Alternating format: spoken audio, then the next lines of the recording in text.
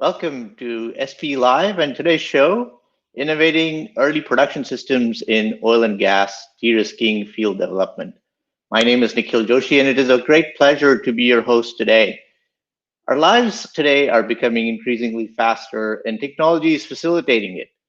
We thought we would like to discuss one such technology, a subsea technology we call early production system.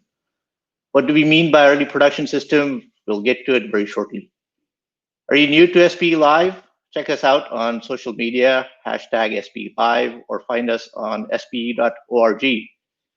SPE Live is in part made possible by sponsorship from the SPE Foundation. Today, investments in oil and gas demand three things: short cycle projects, robust returns, and lower risk. Traditionally, offshore oil and gas developments usually meet one of the three, i.e. robust returns. After discovery, uncertainty in the reservoir size has required large capital investment and multiple years to bring a project to sanction for development. However, offshore is alive and kicking. I'm sure you all must have seen the news of $120 million in high bids from the most recent lease sale in Gulf of Mexico. Early production system promises to be a game changer for offshore development, delivering the remaining two objectives: short cycle economics and reducing risk. But it has its challenges. Each subsea development has been unique, engineered to desired perfection for 20 years of uninterrupted use, and eliminating all foreseeable operational risks. However, not all risks need to be eliminated, do they? Let us navigate these waters of EPS, its promise, and solutions that makes EPS a reality. If you have comments and questions you want to share with us and ask about early production systems, subsea systems, flow assurance, please type in your questions. We'll be reading your comments and questions as we go. Repost us and tag us on social media to people who may be interested in today's live stream. It gives me an immense pleasure joining me today about early production system are three distinguished folks in my mind: Alberto Montesi, Mike Stratton, and Doug Wiles. Alberto is Jan's Flow Compression Delivery Manager, part of Gorgon Development at Chevron, with 16 years of experience in flow assurance, project management, and strategic planning. He has led strategic research programs and technology development teams, as well as large project teams through the development cycle. Alberto has a pragmatic approach to project management. His in-depth surf and flow assurance knowledge brings exciting perspectives to EPS. Welcome, Alberto. Mike Stratton is Senior Advisor at Hess Corporation with 18 years of diverse experience in flow assurance, production, and surf design. In his current role, Mike facilitates coordination of resources, internal and external, to align with business activities and expand the use of new technology within that organization.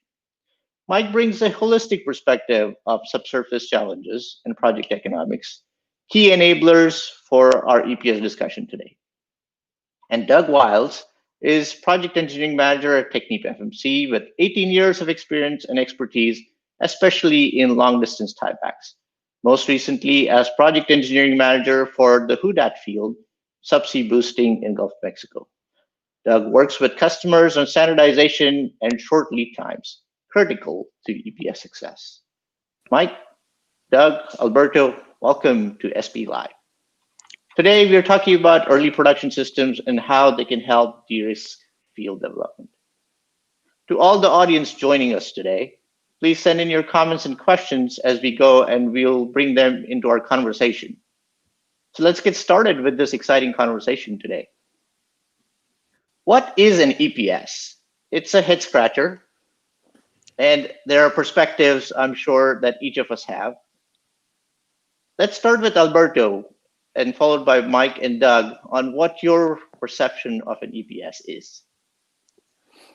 Thanks, Nikhil. Yeah, so I would say the most important aspect is you're looking for a system that has a relatively short lifetime, maybe 2 to 5 years, but that can be brought online quicker than a full field development with the idea of reducing the overall risk, but also avoiding a large capital outlay at first and being a little bit more flexible in that regard, as long as we can accept, like you said, to not mitigate every single risk and achieve a long design life up front. Okay, Mike, Doug, jump in there. What do you think? For me, I would think about when you go back and you do a field startup, look at that first 3 months of production that you got. If there was something, if you did your full field development, I'd think about what would you want to change? Would there be an additional well? Think about water injection. I think this is part of the de-risking that comes from the early production system. So we're looking at understanding how the reservoir is performing, the fluid properties, so that if we can do this on a smaller scale, and like you said, help to de-risk that, I think that's going to help give us a better idea of what that full field would be and help enhance the economics. And to add to that, I think actually defining an early production system, we could consider two potential scenarios: either an early production system that is pre-FID. So in other words, one that, as has been mentioned, as Alberto mentioned, one that low cost and really accepting risks that we might not otherwise accept for larger systems. But then there could be one post FID, and what I mean by that is maybe an early part of a development that would allow for some cash flow to be generated, potentially, and in addition to information to be gathered, that could allow a phased development to happen later. So two different concepts. One, maybe the one post FID might take account some of the longer life aspects of the equipment design, whereas maybe the pre-FID might be a system that could be maybe removed and replaced with a more permanent system. That's a great point. Go ahead. I was going to say there could be another way to think of the two different systems. One could be, an FPSO or some mobile ability to bring a production system on top of a field for a certain amount of duration. Another way would be to maybe leverage an existing production facility and create a long tieback back to that production facility. And that may be more appropriate to Doug's point if you're thinking that could be a part of a stage development where you're just looking at initial investment and then potentially expanding that the long distance tieback with additional wells or subsea facilities. Mm-hmm. And I think hitting one more thing that Doug had mentioned as well is kind of talking about pre-FID. So the way that we go about this now, we go back over and we think about appraisal wells. So we got to keep drilling appraisal wells.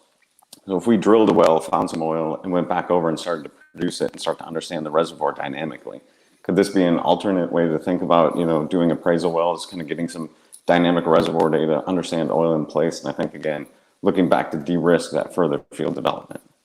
Mm. Yeah, I think it would be nice in the long run, because obviously in the subsea environment, I think we're looking to compete with alternative ways of oil production, such as in the shale environment, and they have they're much more flexible in the way that they can increase and reduce supply very quickly, and whereas of course demand is also very flexible. And I think one of the challenges we have subsea is that the big, large, capital-intensive investments, they take a long time for any returns to come. And also, once you've gone down a certain track and you've made decisions early on, it's very difficult to change those. The early production system could almost potentially, in some field development models, become part of a standard process. You could imagine a scenario where you still have a feed, and then the next part after the feed is a early production system followed by a full development, and it could be at that early production system stage you look at the market and you say, well, you know what, this is not the time to invest further, but we'll wait until the market suggests that it is, and even though it's never going to be as flexible as what they can do on the surface, it might add a little more flexibility, and therefore improve the chance of actually making some good returns on an investment. Very good points. Thank you, guys. Sudhanshu Jangit joining us on LinkedIn. One of the questions that comes up very early on, as y'all hit on it, is the economics piece. How does early production system economics fit into the full field development? Historically, offshore has demanded a 20+% ROI or even higher. Would we be willing to take on a different approach? What do you think, Mike? I think that's a great point, because if you look back at this, the one thing that I think that you need to consider is the value of the information. So if we can go back over and understand how the reservoir performs and de-risk that, there is some value in that information. So it's not just the return on investment. So I don't need 20+% over there. Would I be willing to take a lower risk? Again, I'm trying to minimize my downside, but still leave myself the upside. So I think that's it's a change in thought back over there, and kind of thinking about that. How do we also as well help to standardize this, again, because speed is of the essence when we're talking about ROI. So as an industry, how do the operators and the suppliers come together to work together for standard options? Because again, we can't have different things and going out different engineering for every time we go out there. We need to come out with some standard equipment that we can deploy really quickly. I think that's going to be key. I was wondering if I could add to that point, where standardization, even I think the concept here of an early production system, and using not over engineering it. So whether it's a bespoke early production system that is based upon the kind of preliminary information that's available and is low cost, and it can be installed very quickly, but is not going to be optimal in terms of exactly what it does for production, as opposed to something which might later on in the field development take a lot more time to design. And of course, standardization. It's one concept, of course, is to standardize on the subsea hardware and so on, and that itself is an important part of the puzzle. But I think the subsea hardware represents a small part of the pie. And as we talk about standardizing, improving the field economics, thinking about the field as a whole, and how the information that we get could actually lower the cost of the final field development, especially when we're thinking about drilling costs and the costs of flow lines, which represent a much larger chunk of the pie. That's a good point. I want to bring Alberto in here on the flow assurance piece. In my head, I think of the reservoir piece as being a very highly uncertain P90 to P10 type, somewhat undefined and loose definition, and we transition that to facilities, which is hard pipe, given size. This is exactly number of pipes, and there's this field of flow assurance that is dominated subsea, and we are super risk averse. We've avoided all problems forever. So what can we do different here? Yeah, I think that's exactly right. And if you're looking for a lower cost solution, you have to be able to accept certain amount of flow assurance risks, and to be thinking about what is really going to be the real challenge in the early field life. If you're talking about only 2 or 5 years production, maybe you're not as worried about things like high water cuts, and so maybe some of the typical concerns that you have around hydrates remediation and prevention could be managed a little differently, or could be planned for solution in the later field development. Also, for example, we could be a little bit more risk tolerant with respect to solids production, sands. If we can live with that and design a system that is somewhat sand tolerant, at least for a certain duration of the field life. Again, that could simplify the well completions requirement, and that definitely will reduce the overall initial capital cost. So definitely for a long time, if you're looking at 20 years production, you need to take into account all these considerations. But for an EPS, maybe we can be a little bit braver in the flow assurance world and allow for some risks, and then to develop mitigation strategies that could come, for example, in the form of subsequent field development, like bringing in subsea chemical injections or some of the new technologies that we are developing, heated flow lines or things like that, that could be used instead of doing the full preventive mode from day 1 to year 20, and taking this more risk management approach to the issues. It's a very good point there, Alberto. If we translate that risk to the reservoir, the reservoir team takes that risk every day, right? They have that uncertainty and they communicate that within their management. How do we bring that sort of thinking, both in terms of equipment as well as what kind of risk we take? Right, so because we talk about P10, P90, P50 all day long from a reservoir characterization perspective. We never talk about that for the pipe sizing or what processing equipment we need and the uncertainty associated with that. So how do we bring that into this realm? I think that you have that here in the early production system. Basically, you're looking at this as we're accepting more risk because, again, the value of the information is going to be shorter duration. But I think then as well, we're not thinking about 20 years. I can go out and I can try this. And so if I can go out and try that assumption, whether it's flow assurance, whether it's a completion technology, again, understanding that. And then if it fails, again, I still have that value of the information that I gained. But I think then that's going to translate back over into our field development, because if we see that somebody else is doing that and we accept that risk and we look at it and we say, we start to become comfortable that we can manage if there is a hydrate, if there is a blockage that comes over there. We found a way that maybe we're only down 1 or 2 days, and that's acceptable because it's going to save us a lot of upfront CapEx.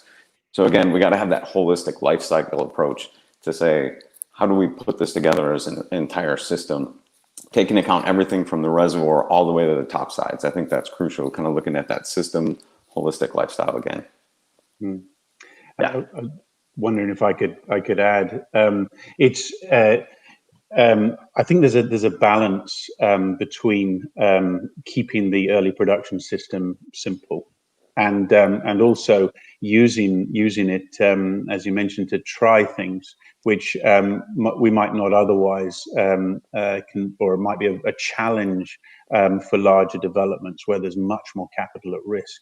And I think that's one of the, obviously as an industry, we are, with good reason, conservative in terms of adopting new complex technologies which represent a risk to the long time financial health of a project or therefore a company. However, there could be some technologies that can be proven out in an early production system, and so therefore this concept of using it as an incubator for some new technologies. So again, I think that should be a balance, because you wouldn't want to push the price and the risk up by on something that you're trying to do at low cost and low risk. But I think there are some opportunities there. I mean, Ruby mentioned a few technologies, as Alberto mentioned, the subsea chemical storage and heated flow lines, these kind of things. So one of the challenges on that piece is early production system is great. Oris Fernandez joins us from BP on YouTube, and she asks a very relevant question, is we tend to extend things that are already there. The facilities that are there, it's designed for 10 years, and then we want to use it for 20 years and another 5 years, and we continue extending it. So from a challenge perspective, how do we frame that question to ourselves and to our management, saying, well, this is a 5-year project? Because the natural tendency would be to say, well, if it works, continue, right? I want more from it. Yeah, I think that's a very fair challenge. It's the reason why we tend to be more conservative, right? As you think of this could be producing for a lot longer. So what if the water cut gets up to this percentage, or what if we start having asphaltene depositions and so forth?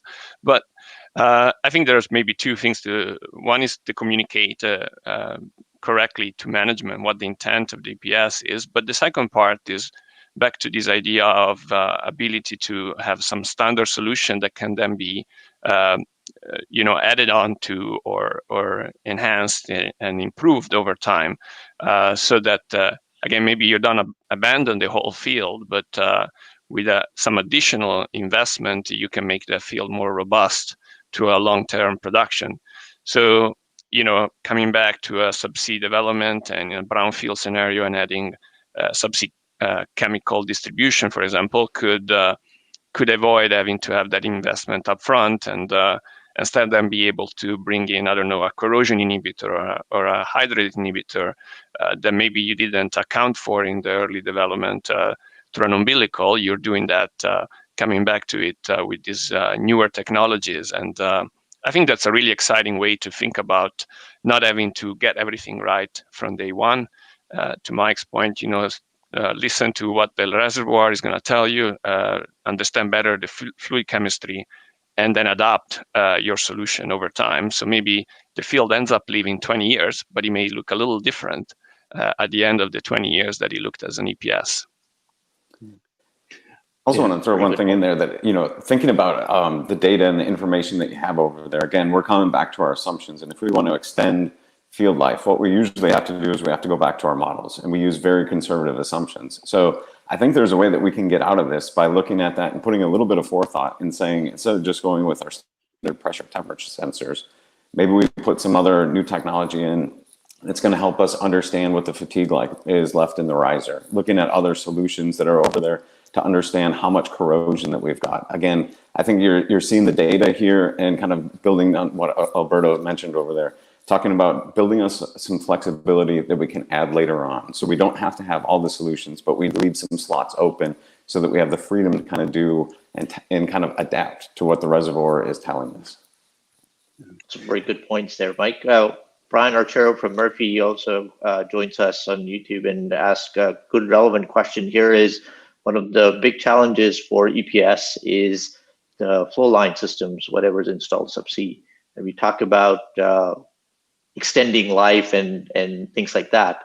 And he mentions, what are the trade-offs of using a more mobile reusable system versus a fit-for-purpose single-use system? There was some discussion that we had before of using flexible risers instead of as a relatively mobile type setup. Any thoughts there, Doug? The trade-offs from a reusable system. I think a reusable system, clearly it kind of, maybe if you're lucky, might fit into the kind of 80-20 rule, where it's not going to be perfect, but it'll do its job in some circumstances, and if you're lucky.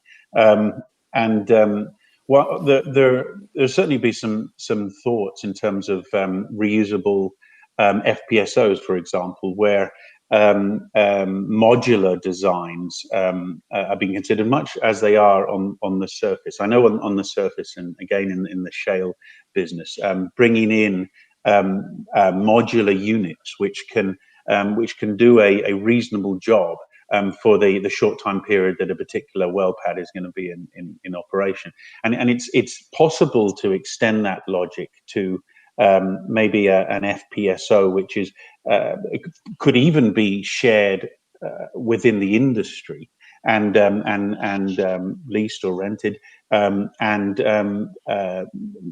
specific key parts of the processing system could be modularized and changed out, and so that would therefore using a movable system could potentially not be as bad as otherwise, but obviously a permanent system, you then have made a permanent investment, and you have a permanent structure in place that would encourage management maybe to release funds to invest further. And I think just to quickly add on to an earlier point, which is one of the big challenges, I think, is demonstrating through numbers how an early production system creates value. It's very easy to say we will learn information and that information can reduce cost in the long run, we believe. But by how much? And is it better to do it on this field or that field? And I got thinking as Mike was speaking about risk factors that are put on development, and that maybe one way to quantify it would be to consider the we believe that the cost of this development is X, and we have to put a 30% risk factor here and a 35% over there, and which one by changing the risk factor provides us with more benefit. It's always going to be a challenge trying to come up with numbers that on something that's yet defined. For sure. And the modularity piece, Doug, reminds me of the days in olden days when we used to do coding in Fortran and have a really large code. And with C, C++, and object-oriented programming, we went back into sort of the Lego type system of mix and matching, things like that. However, we don't see that in our subsidiary development, right? We still have a very defined system where we don't get to a point of, I want one of this, one of this, one of this, one of this, and all of that works seamlessly. Every time there seems to be an effort into making things work together. Do you all think we'll ever get to a point, as we talk standardization, to a system like that? Inherently, there are some challenges, because if I'm an engineer and if my job is to design something fit for purpose, by standardizing it, I'm putting myself out of a job, potentially.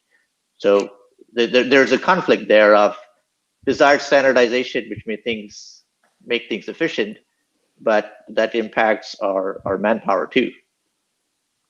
But what do you think, guys? Alberto, Doug? Yeah, clearly there is a certain trade-off there, but I think several companies are moving in that direction of trying to agree, at least internally to their company, to a certain set of more standard subsea equipment, whether it's trees and manifold and some at least some basic building blocks that are consistent as much as possible across developments. I think that would be great if we could extend that to the whole industry rather than having each company kind of have their own special brand. I'm sure that would make Doug's life a little easier.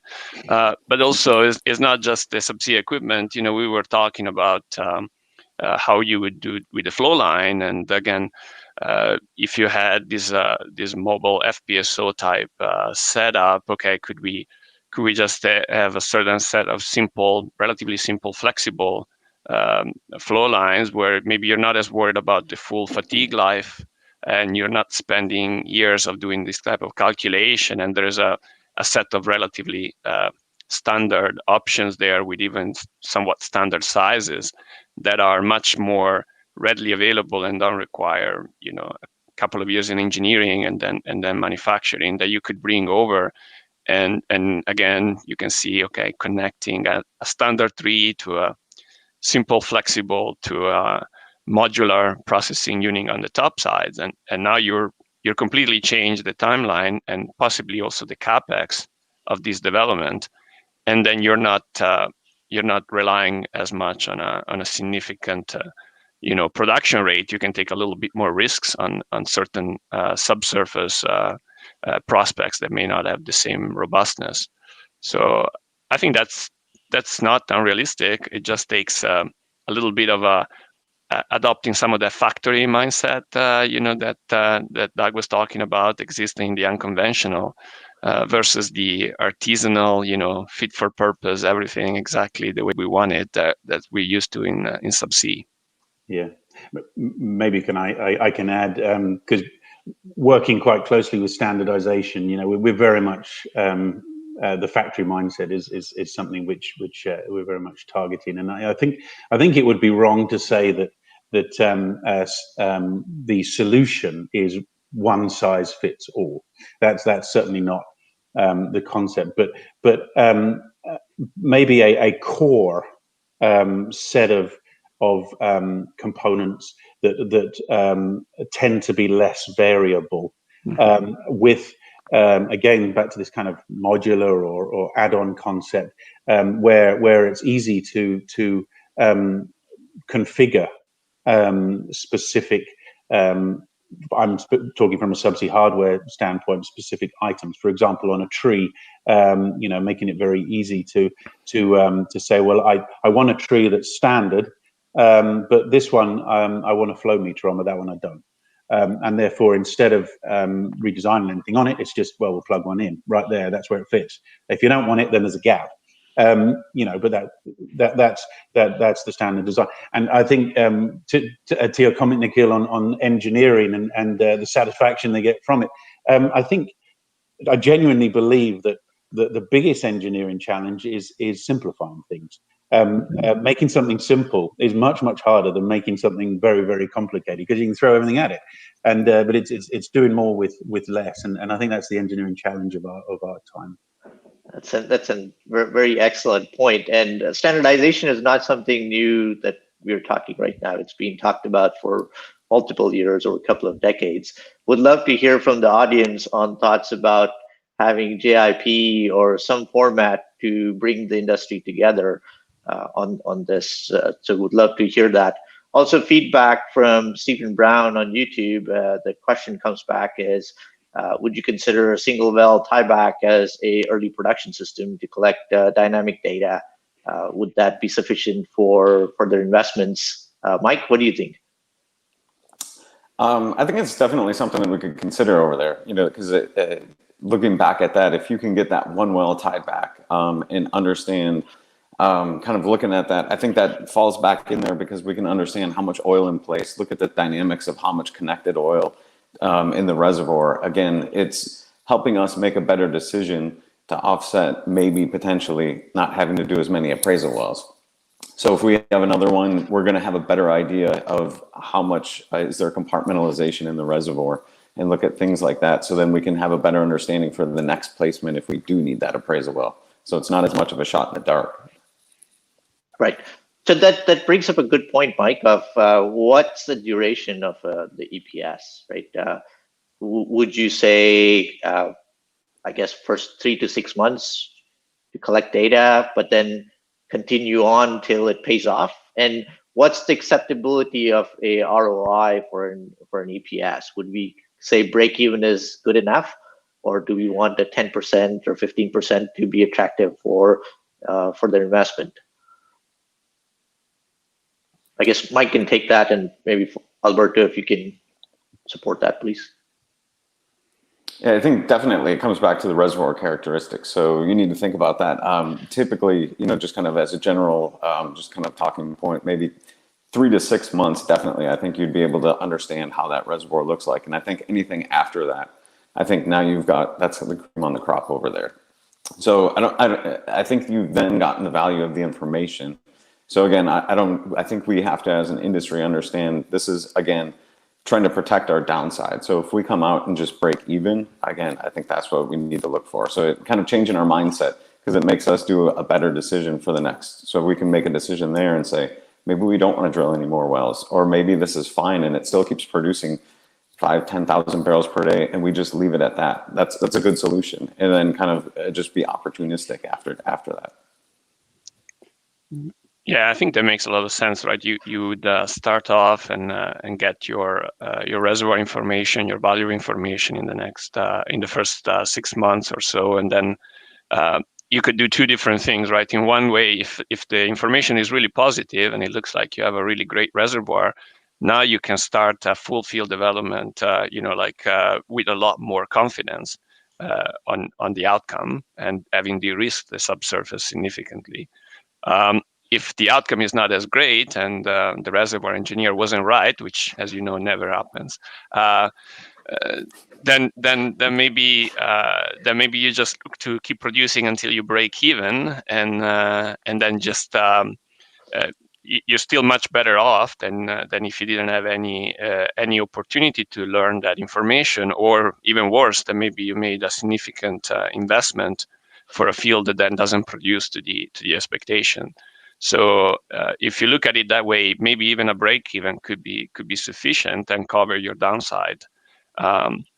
So that seems like a potential way to merge a little bit of that discussion before around, a pre-FID post FID EPS, where one could then become the next, depending on the outcome over the first 6 months. But again, then the other point will be you have to be able to complete the next phase of development relatively quickly, right? So if you decide after 6 months, okay, this is a really great opportunity, and that goes back again to our ability to be a little bit more standardized and modular in the way we develop our production system, that would enable a faster follow-up development, for example. Right. Very good points. And Jeff Creek joins us from YouTube and has a very good question on safety. Whenever we talk about EPS, we inherently feel like we're moving faster than what the norm is and probably cut corners. It's a mindset, not necessarily the truth, but there is a perception like that. So would love to hear from Doug on, if you go into an EPS type system, what's the difference from a safety, sort of preventing spills, all the ESG related concerns, right? So, right. I think it's a valid concern, and it has to be very clear in the mindset of those who are working on an early production system that the concept is not based on cutting corners. The concept is based on using alternative approaches to that might have incremental impacts on, for example, corrosion or flow assurance or whatever.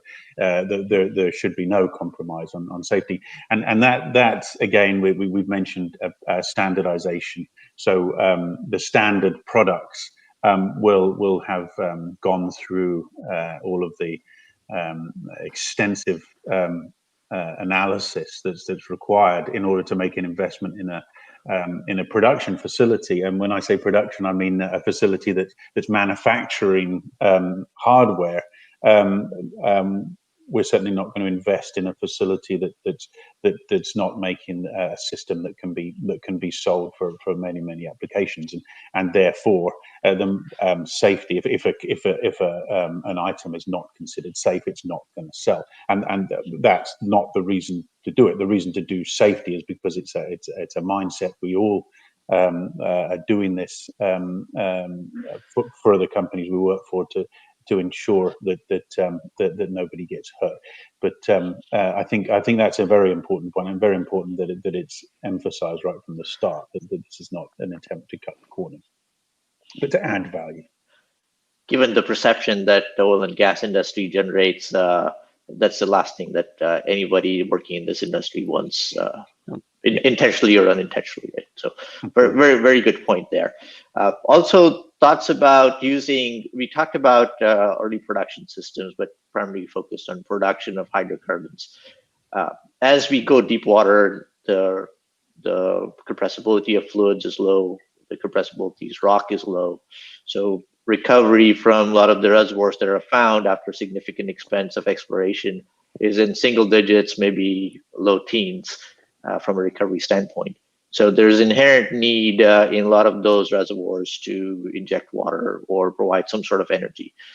So thoughts about using the concept of early production system for supporting energy, i.e. water injection or something else. Mike? I think there's a lot of people that are, there's a lot of new technology that's being developed, and it's starting to come into fruition. Again, we just need to get comfortable with it out there. But having these bolt-ons, and again, putting that flexibility, subsea water injection, people are working on it. We are doing it. So I think that the industry is starting to become more comfortable with that. And again, thinking about putting it on the seafloor and thinking about our production facilities as well. Now we're simplifying things. And again, we're adding that flexibility so that we can move that in later. I think this has multiple benefits, and I think that people are starting to become aware of it. We just have to figure out, how as an industry, how to feel comfortable using it. Yeah, you probably need to bring in some of the value that you would get from proving out technologies through this approach, right? So you're doing it instead of through a traditional technology qualification program. Maybe you can use some of the learnings on an EPS subsea injection system, or even using local power generation or other things like that are maybe a little bit far out right now, or maybe not that far, but testing them out on a real field rather than just on flow loop scale or lab scale. So would it be always as safe? Yes, in terms of safety. In terms of investment, you would be able to maybe reduce the upfront investment and develop a higher confidence in the technology that then has value in subsequent applications. I think that there's also one thing that's added is, and something that's sometimes missed in just qualifying something, and that's field-specific information. So if we're talking specifically about water injection and subsea water treatment as an option, I can imagine different basins in the world having different water qualities, and certainly at depths. And I've had conversations with people that say, at significant depths, even though there's no light, you can get, chemosynthetic bacteria that needs treating. And if you have a subsea water treatment system, have you tested with that bacteria? And the answer can, if it's tested, for example, in the North Sea, the answer would be very different from the Gulf of Mexico. And so actually deploying a system saying, this really works, and we're actually getting some benefit. The wells haven't clogged. Then I can see the field-specific nature coming in there. And I think as well, kind of building on that point, Doug, and thinking about how can we test this in different ways that might not be just hooking it back up and injecting the water subsea, and taking that concept. If it worked over in the North Sea, maybe it's something that we could go back over and put it here in the Gulf of Mexico, and then just produce it maybe up to the topsides facilities itself, just to test it, to make sure that it's clean and get comfortable. Again, I think we always think about going back over and producing and doing it exactly as it said. But I think that in order to make us feel comfortable and address maybe some of the safety risks as well, how can we test this in a different manner, which again is still safe, and then it makes us feel more comfortable to go to that final stage? I think thinking about that kind of as an industry, and how can we do that as groups between the service providers and the operators as well, coming together again to prove it up for the wide benefit of everybody. Right. Yeah, very good points. To James Wiseman joins us from YouTube, and one of the things that he mentioned was very clear in our discussion was the value of EPS. It's very difficult to prove its value, and his take is that share it as a prevention of value destruction by qualifying what we can realistically recover from the reservoir. Inherently, there's a challenge in there because most exploration folks and reservoir folks that I know of are very optimistic and very confident in their numbers. So how do we kind of take that and kind of conclude what the value of EPS would be?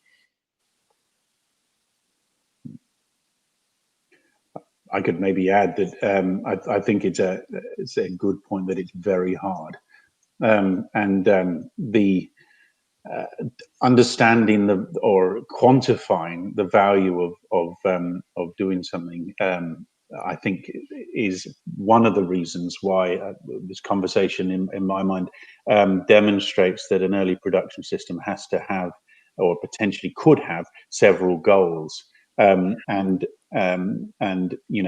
with as long as we understand what is the worst case scenario, we may produce some oil, we don't cover our costs, and we haven't learned much about the field. So or maybe what we've learned about the field has really challenged our forward-looking outlook, and which is of course the intent. But trying to go into this concept, selling it purely on a numbers basis, I think is the big challenge, and probably why it's been Although, I mean, none of the concepts we're talking about are specifically new, but probably why it hasn't necessarily been adopted, and it probably needs the mindset that is being adopted by the industry at the moment, which we've used all the kind of keywords like standardization, all these kind of things that people understand the reason and the value of doing so. But it's actually, when it comes down to it, it's kind of nice to have something that fits your purpose as opposed to something that's standard. So I think the challenge is difficult, and that's what we need to think more about. It's maybe a little bit of discipline also on the capital expenditures perspective, right? Making sure that you really have a minimum functional objective approach to this facility that you're designing to keep that early investment low enough. So again, when you start designing an EPS, if some of the usual approaches to being more custom or customized or completely risk adverse creep back in, then I think you'll see the cost for that EPS also immediately start increasing and the development timeline getting longer. And I think that will also be a challenge. So you're right, it's going to be hard to justify it economically, but the starting point is a mindset of minimum objectives, minimum requirements, and designing the system to that. And actually that requires really good engineers that can figure that out, right, and understand that the subtle line between just enough and too much, or avoiding going into the not enough, where the system then is either unsafe or doesn't work. So maybe it's a different challenge for engineers, right? Instead of making the most robust and risk adverse possible system, your new challenge is to design something that achieves the objectives with a minimal investment. Very good points. There was a note from Cham Sricha from Tulsa on examples of EPS, and at least Doug mentioned Rancador in Brazil had done that. Petrobras has done that, and they've tried similar things. Also, here in the Gulf of Mexico, there are certain operators that want to move fast in that EPS mindset, not necessarily in the EPS vein, but want to do project development with that standardization and fast-moving mindset. Any closing thoughts? It has been a great discussion today. Any closing thoughts from the team before we wrap up? Just a very quick one. I think one of the consistent themes is working together, and if we're to achieve this concept or other concepts, the supply chain and as well as the operators need to align on the objective and keep things simple and hopefully enable more of these types of systems. And I think that collaboration theme is also true within discipline, between the reservoir engineers, the flow assurance engineers, the subsea engineers. The more we can work in an integrated, collaborative way with this mindset of a minimum requirement and an efficient first investment, I think that will be critical to achieve any results in this space. Yeah, and definitely take that collaboration, and I guess I'd put it back as a challenge, back to the industry, and say, how can we come and put some pen to the paper here, and let's come up with what the early production system, building those people and pulling them together, and understand what that might look like. And again, we can flip people's mindset.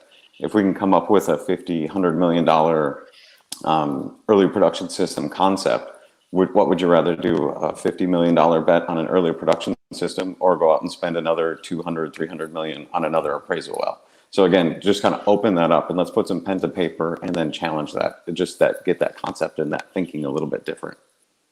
That's a fantastic comment, Mike, and we would love to continue this conversation as we go forward. Reach us out through LinkedIn and give us your thoughts about a joint industry project where all the stakeholders that can enable EPS and make Gulf of Mexico or any other offshore facility more attractive, comparable to shale or any other oil and gas investment out there. That's our goal. So we would want to continue enhancing this dialogue and as Mike said, put pen to paper to make this a reality. I really thank Alberto, Mike, and Doug for this excellent conversation. Thank you very much for the time. We really appreciate all the participation from the audience.